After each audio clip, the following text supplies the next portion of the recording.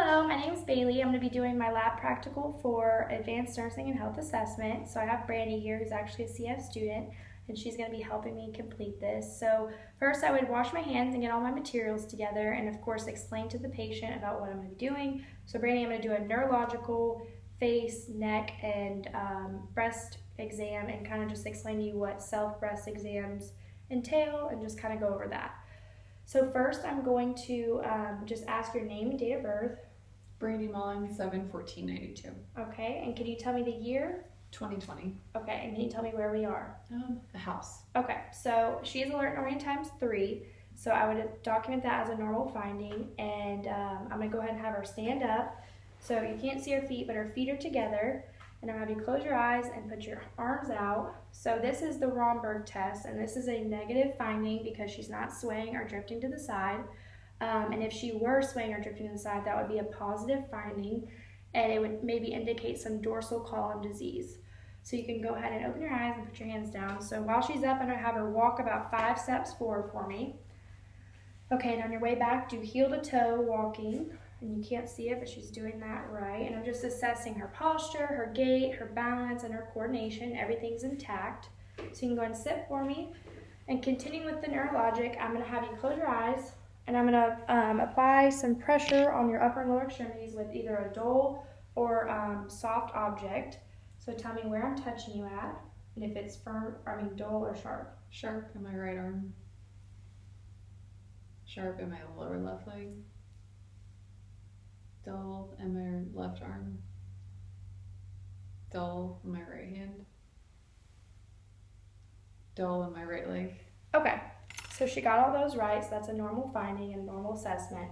So next, I'm going to have her keep her eyes closed, and I'm going to be testing for stereognosis. So I'm going to get a common household object. She's got her eyes closed.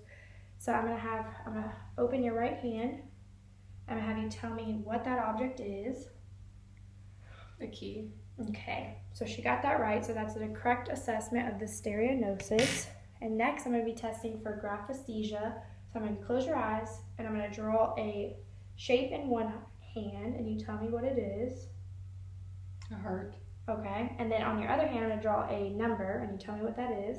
1. Okay, so she got both of those right, so that is a correct assessment of her graphesthesia test. So that's it for neuro. So now I'm going to move on to her face. So I'm going to have you smile for me. I'm going to have you wrinkle your forehead. I'm going to have you close your eyes very tight, and then puff your cheeks. So everything's symmetrical, and I'm testing cranial nerve 7 here, which is her facial nerve. So then I'm going to feel the temporal artery, and that's 1+ pulse there. They're equal bilaterally. And then the temporal mandibular joint, I'm going to have you open and close your mouth. So that I'm assessing, there's no popping or anything like that. It's smooth movement. So everything's equal bilaterally.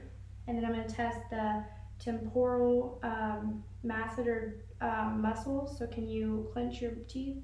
So that smooth muscle movement, this is turning off, there. So that, just assessing, no abnormal assessments there, no abnormal findings. So that would all be normal. And then I'm going to go ahead and I'm going to have you close your eyes. I'm going to touch you with my fingers, and you're going to tell me where I'm touching you and if it's firm or soft. Soft forehead. Soft chin. Firm cheek. Right cheek. Soft left cheek. Okay, and then that was also assessing cranial nerve. That is assessing cranial nerve 5, which is the trigeminal nerve.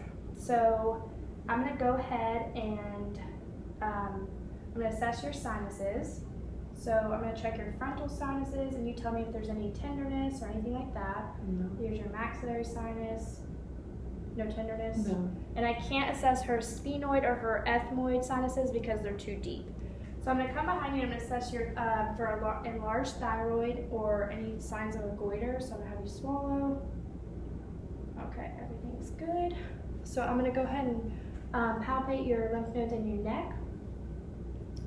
So I'm going to do the occipital, the post-auricular, the pre-auricular, the tonsillar, the submandibular, submental, and your posterior cervical, anterior cervical, and the subclavicular nodes.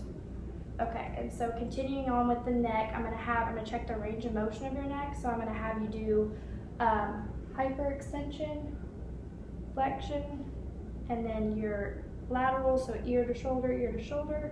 So I'm gonna have you do the same thing, but I'm gonna apply a little bit of resistance. Okay, other side. And then I'm gonna have you shrug your shoulders. So that's all assessing the cranial nerve 11, which is your spinal accessory nerve.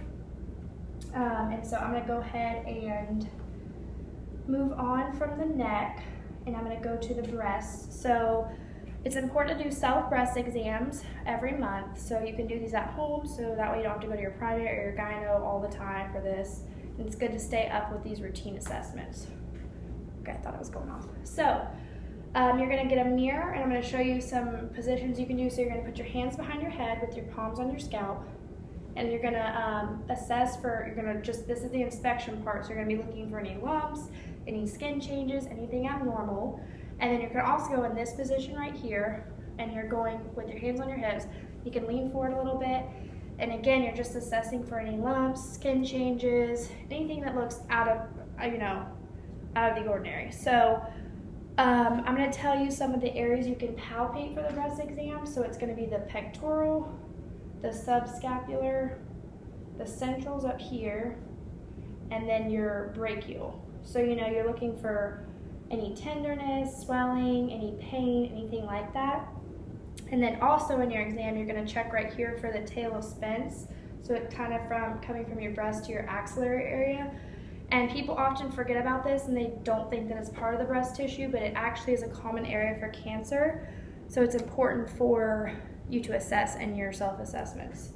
And then also, I don't know if you know this, but the 3 common signs of cancerous nodes are it being painless, which is really weird because you would think cancer would be painful, and then non-movable lymph nodes, and hard lymph nodes. So those are all characteristics of cancerous nodes. So that would be something to further investigate if you ever did come across those, which we hope not.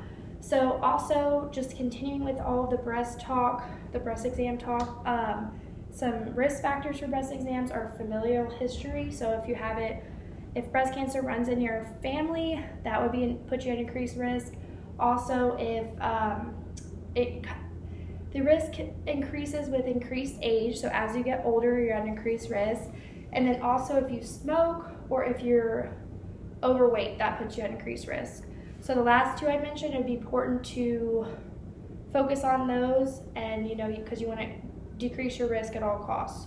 So I think that wraps everything up. Thank you, Brandy, for joining me. Thank you for having me. And thank you guys for watching.